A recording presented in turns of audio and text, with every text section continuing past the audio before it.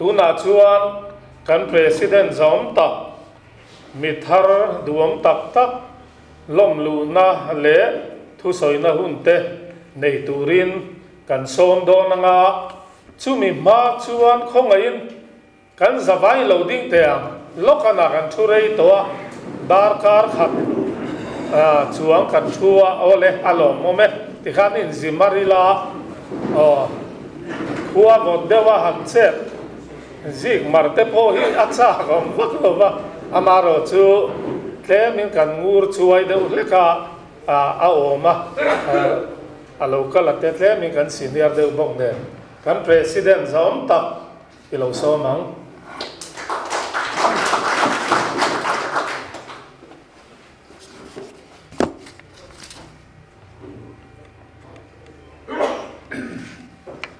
Chairman kan elected OB te kan MLA chun usui William Chunga kan senior member te kan OB dang te le party ka thopui te in the vai chi bai ka buk chewa adu sakla ka lan chewa when program duam tak le duam tak kan bang turi along ka tia report ngay nó tắc tắc te kan ngai that to chu wangin I chuan thil tam tak ka sei lowanga ama lo chu hei weinia mi zani chuang lom lu tu kan ne wang hian chu mi pa chuan thu boi te ro chu tem te ro chu khan soi ko lok ka tum don ani ka kan ngai tha kan khan VC le local council kan thang do na chúng ta chuan unit tina te veng tina candidate tu te kan han in ruat marmara veng tam zo ka chuan kanin duangin kanin huthale theilo ni ati rama chuan a chuan har satna tok te nom chowa chu ta chuan veng tina kan o tu ten MPCC ate elaya mahila le thalai te DCC kan ho tu te candidate ni ve mai turin na han soma ati lama chuan ni ve mai turin ngai lo line ma se kan party tan ani ti shein MPCC ni na lian tak tak nei te point kan ngai thang ta kan khan candidate ni nial lowa candidate tan han trang ta zong te chuang khan lo thu ka sia in venia unit 10 ka ta ro chuan be se sang bak lo mai thei chu ti chuwa kan party mangaya party ta na candidate ni nial lo zong te chuang khan long thu kan sei boka tin kan party na ne na chan ngai thei nan headquarter a campaign committee ten detailment an siama kan ho tu te hun sang zin tura an han ruột tiền cho nên ngay tất cả anh hàng dính xuống vết mấy hàng vụ thế khác áp phù ông cái gì thì mình cũng áp bồi hiền làm thứ gì lâu thế nên cái sự lâu làm thu thì lúc ta kiến cần soi bốc anh ấy nên cái ngày sau ta cần khan hey với nhà dân kia mà trong yên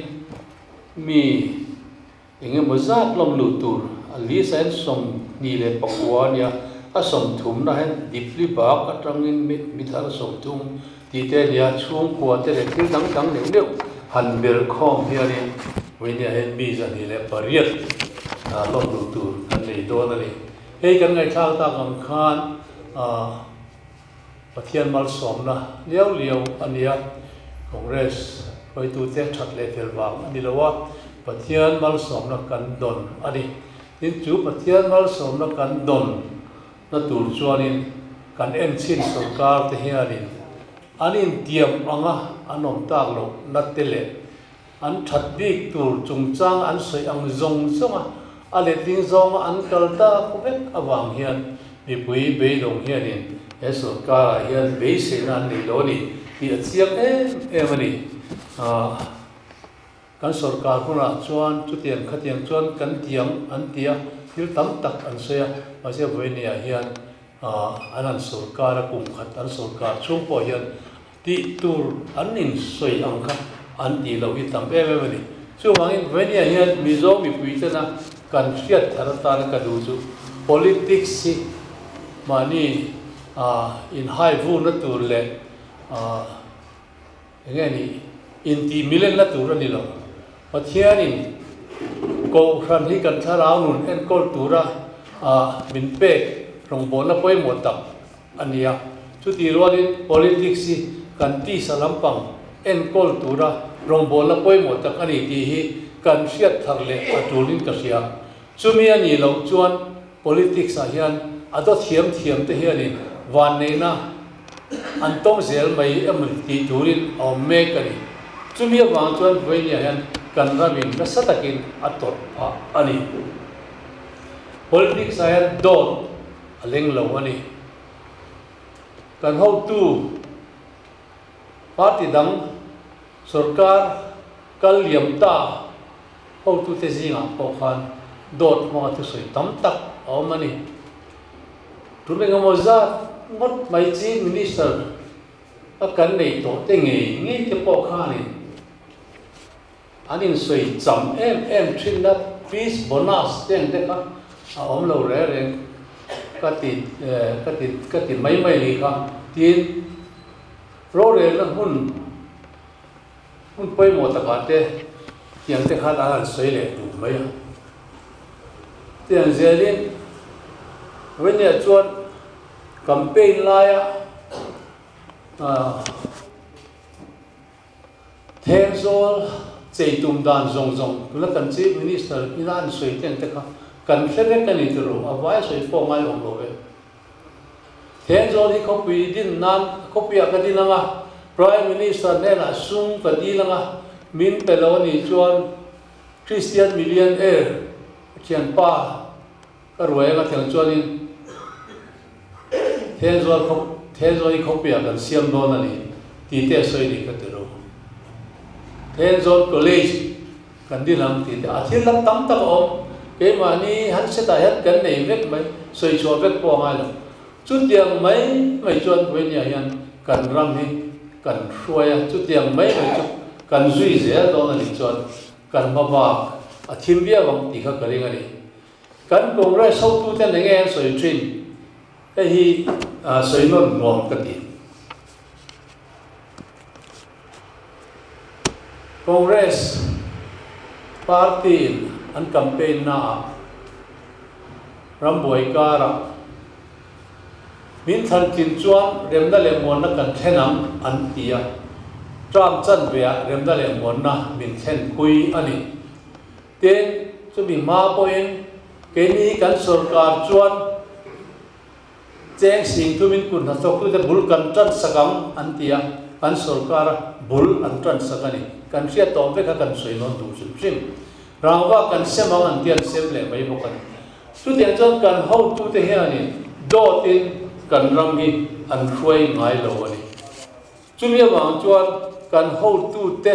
hera man sarkar la hian kan ramin mal soma tam tak atong buani chung mal soma tam tak atong buak ta chu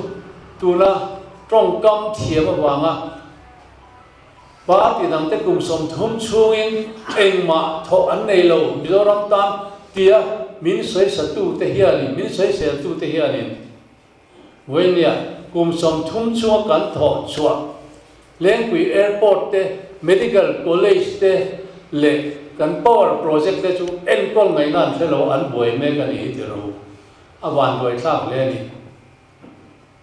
milom pui te hiani trong kam thiam mui ministry ringot hi kan ngai san lo ahun to nei ka hiam thil ti tak tu thil ti tak tum kan thiam angai to kan thalai te point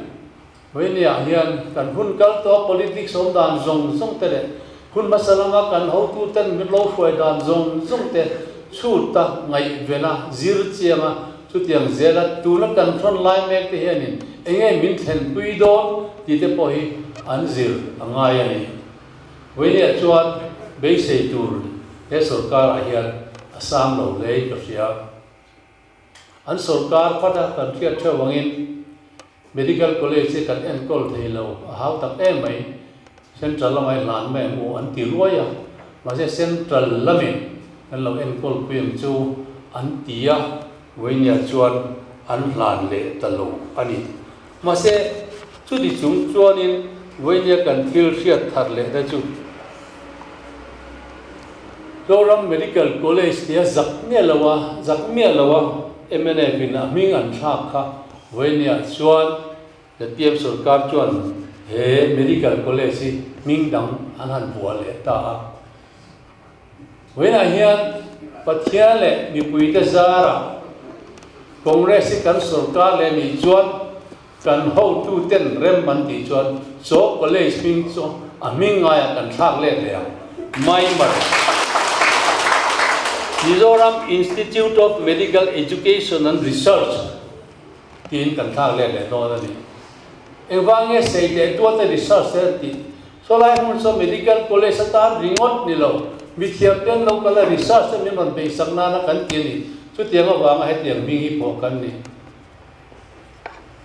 chu ti lawa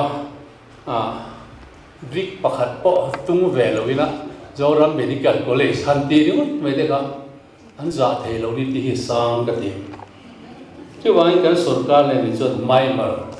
kan ho tu ten man ti so tin kan tha le do na ni ten tu lai kan thular tak le pui airport chung chang tem han sui ka duwa kan ngai thale lu to na nga Chief Minister Advisor bermai ni le pui airport ku NGO le political party zong ten Indian Air Force ku ta hlan hi an du lo tha an rin lo la adin tha arin thlat mai amak ka ti Chief Minister Advisor berin chu tiang nga mi pui te opinion po alak thiam lo chuanin engtin nge pui advice se la mo ti ka ngai tu ani tin tukin zinga khan YouTube channel pakhat tin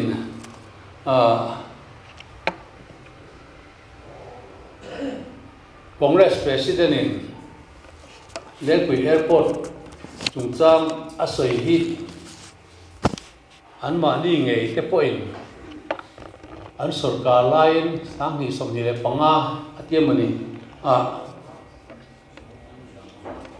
Indian Air Force puta hlan an lo tung ve to thau sia tuna ZPM ina han tuma an du lo thar hi amak mange politics chu mani thut lo na lam hi kan soi sel mai amani le din aron khoi tung chiam mai chu da chuan kan zot chiang chu ta soya chuanin sang hi somni le panga khan Congress sarkar hian sang hi Lengpui Airport hi Indian Air Force putan lan tumin ma an lo la to chu ta chuan an chief secretary in hetiang hian a soi veka kumal somania Indian Air Force te an bia wing commander Uzama na kan bulom ve ta lo le usai de ngaten Air Force wan huna po an troi oma an tia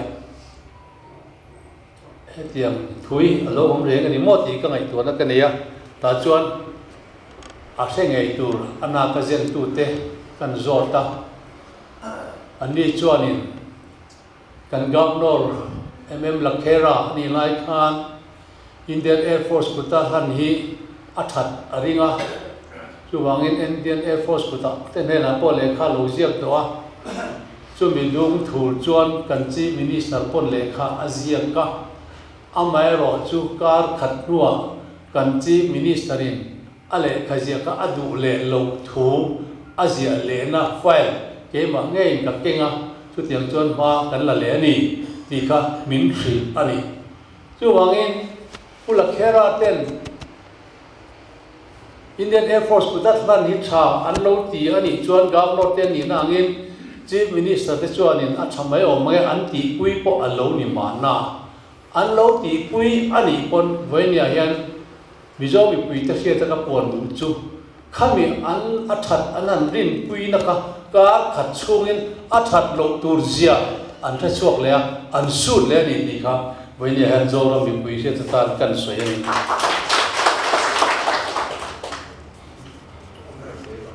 soi ho na te om to a zau zokin ngai to le te pom to a heti chung hian an sarkar hian in Indian Air Force kuta han atumani chuan opposition in zone home tele NGO te hian in homework kan nei veang ti hi lo ria sela ka du bokani ten ZPM in Zorama Pathian Ram Thenti Turin Ma kan lani antia Voinia Pathian Ram an Thenti tum dan hi chuan mak kati an sarkar main kan sarkar huna chuan so thing ke ja songain kan leyang antia an han sarkar ta azar chief minister soitu ngai chuan kan leyang sarkarin kan leyang ti hi sil phia ngai ania min han ti san le dei maya khat yang khan anin tiam lang zong song hi anan sil phia dal le zel don ani chuanin an kaldan tu ri sia thiam har ka ti tin an mani party an ho tu te party mi te MLA ni lo te party mi te le MLA te voinia chuan kan seveka din hun tha anin da dan zong zong ti kan sia ni amalama chuan chief minister advisor tam tak om teng te hi tha an ti lo zia te an soi ani asoi tu ngai te chu voinia chuan chief minister advisor anom le ta boxia heti an kal dan zong zong han ngai to hian kan rama hian ZPM hianin Pathian Ram Thenti Rain ZPM Ram Thenti Ram tum zong in ka sia ni Voinia kan rama hian ZPM Ram ma theng ani chuan mizo mi pui te kan khongai sa ma tam chu wangin Voinia hian airport te le thil dang dang te midang kuta min sal sak ma hian keni ho hian ZPM hi midang kuta kan thal vat angai ani sumleng wa katle me ma sumdong te thai thar zor ten siaman ti em ani chumi pia lampanga chuan tun kum sari chung hian kumila Christmas te kum thar wai cheka mi an tlem ber kum nin an soi ani wai chen tlem ber kum nin soi ani chu tiang chuan kan sum tlem hianin ai feka kan ko kan poi angong chho me zel ani engwai nge tlem kan ti chuan so thing leina nan da that theng ko nyo me chu wai development work chu culture be sei su Voinia so thing leina sum an da that angai awangin development work he kal lo ni chuan a sia thiam thei maya tin Voinia hian central BJP te du dananga an om ma chu kan sarkar hian poisa pu tur zongin aboi angai do ti hi siamu tin he central BJP chanchin tha kan thil min khap sak tu te na in zom rureng chung hian kan rama Pathian Ram an Thenti ka be se lo bokani so thu pa choi trong trai nan go se aro pui kombai sarkar patin chu da so thu pa choi trong trai tu ra chief minister la mo da lu chu Assam Rifle ba za pui an lom lu ta ni ga ro chu wangin an biak tu rai khan a betu de an ro pui khalam ti a lo om le ni chu wangin Voinia hian zorang mun tin mun tangatranga he sarkara beidong Congress zom tharte kan lo lom em rol hian ai zol ko pui chunga thalai te le khathiam te kan professor ho te po hianin hoinia heram tu cheme chan tlak om lai hian chan chuak turin Congress party a hian ron lut ve turin ka som mani chuan hei hoinia an ngai thak ta kan tha ZPM atanga Congress zom tharte ming ran siaranga chumi hwa chuan ni zan lampang report ka kan chun zom dulaka kulal mona kha kan sia tang khan JEPAC pension ania achung te hena Congress party hian Congress zom turin min soma kalut ve mai don manile atia anau pakhat chuan Presbyterian ko rana secretary ni du to ro mintia achanin chong trai ro minti boka hati he chuan hun ang mut charin ngai to nuwa chuan Congress party zom phoi khat chu ka chong trai hati Congress party zom ati thuta asai chu Christian kan ni nangin Congress party kan om tu din ka sia Congress party ka ro zomani yani when ya hian Mizo ring tu ko khan mi kan ni chuan kan ram kan nam kan sa ko a him na la Mizoram chua ngat chuan kan sa ko him na tur tan de chuan Congress party lo hi chu party dang om lo ni he Congress party lo hi Mizoram party zinga hian BJP paisa mang ve lo dang tu ma an nom lo PC chu ka hello BJP te ZPM te ang te hianin an tlin nan o MLF te hianin an sarkar thei nan India nama chan chin tha khap chan chin tha sil khap tu te BJP party te sum an lo mang to ni ti kha khovel khiat ani chuwang ke ni Congress party che hi kan chakna ta na BJP party paisa sarkar ni loin BJP party paisa manglo om chun kan nia chuwang in mizo kan ni chuan ring tu ko ran mi kan ni bok chuan Congress party kan no hi ai me em ani tin kan sei ta kan khan politics a hian dot aleng lo dot in kan ho tu pain ke nei lo tu le thina tiang khan dot ti sei thi ma se langin atule mai thina kan party kan ho tu ten kan hun kal ta dot mai kan party kan sarkar hi an throi ve ngai lo ni chumi hria chuan boinia kan tiang kan ti chu ti kan ti zel thin an hriata wangin boinia hian ZPM atangin bithar duam tak tak te hian Congress party anon zoma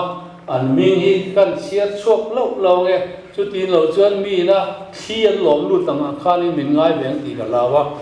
pakhat na chuan ZPM zonu president pilal nun tluangi reng te kon policy panina USB lal khwaizela ZPM Bairabi group vice president Pathumna ulal rindiga ZPM VC secretary North Chaltlang True Pathumna Samuel Vandalpeka College Ven Lunglei President ZPM Chalai East ZPM Chalai ECM ay di pa kahihingin Executive Committee member. Executive Committee member mo. Pangana Pumhing Tantruanga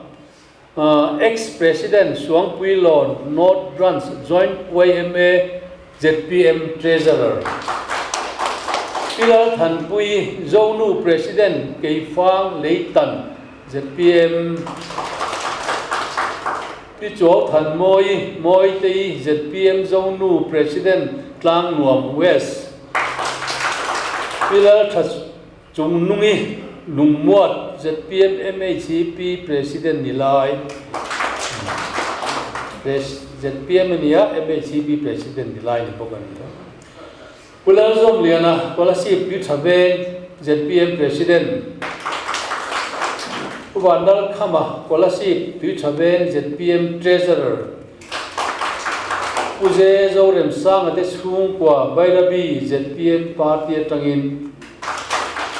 Uzau Thana ZPM VCP Nilai Munpui Uzuau Truam Loya ZPM Vice President Nilai Munpui Ubul Loya ZPM Treasurer VC Nilai Munpui Pizau Sang Liani ZPM VC Member Nilai Munpui Qua Zo Than Moya VCP Phulpui ZPM VC Nilai PHP Tlang Moya ZPM ex VCP Buang Pui Rualung ZPM VC le ZPM Walker Pani Usilal Sang Liana ZPM Unit Secretary Tlang Nuam West Uzau Munun Mo at Sung Kwa Tui Room ZPM Party Din Tu Ulal Sarliana ZPM Te Sung Kwa Pasari Chalfil Central Lungher Sung Kwa Member Pasari UFC Zom Dika ZPM Vote Nga Chalfil North Lungher Ulal Piang Moya ZPM Mual Chen Uzay Zorem Sanga ZPM Bairabi P Vandal Avi ZPM Bairabi Chiang Munatangin Mi Som Rukle Pani ZPM MNF Neutral Atrangin Puthanga ZPM Bairabi Kulal Rozama ZPM Bairabi Belpay Belpay MNF le ZPM atrangin mi somlia te pakat Dipli ba katrangin mithara somthum Khang ho belkhom ka zadile pariat nin kasia ni Heng ho yanin Congress Party kaltwa kamtana kan malagan te kharengin le Luna Congress Party ten Patian le kan ramta kan surkar hun huna kun na thok tu te khopuya mire theite le thalai anei lote NLUP chamtung jok mangin anre theina tangin khai chwa kan tumani ti sein kan party anon zoma ichina ka seita kangkhan heti rual hian Kopuya mile kathiam te an officer tele kan university le college kan mithiam te po Mizoram tu semek tung ding le tur hian kan party ron lu turin ka soma voinia hian heng ho zong song hi Congress Party ramle namtana na thok turin lom takin ka lom lu tani ni ka puange kan ngai sa kan khan heng ba ka hian hun thang thang apo voinia hian lom lu tu mithar kan nei zela teng ang te hi pathian mal somna kan don ania sapo pui chi ani lo ani chuangin voinia hian Congress suai tu te headquarter Congress member te hian mi pui te na min be se na ngai hianin kan khosaka kan nuna tiang zonga ma kan lam zel thina turin voinia hian in zawain Congress suai tu te kan ho tu te troi ok turin kan som chiu ni ka lome alom hle mai tho tran devotion kha dar som pakhat le chan ve a tran tur ani ti kan in sia tir le ani ti chuan kan political session do thei taka chim tu te in zawai chunga lom thu kan soya ti hian kan session chu kan ti to ni zui sela thingpui anon semanga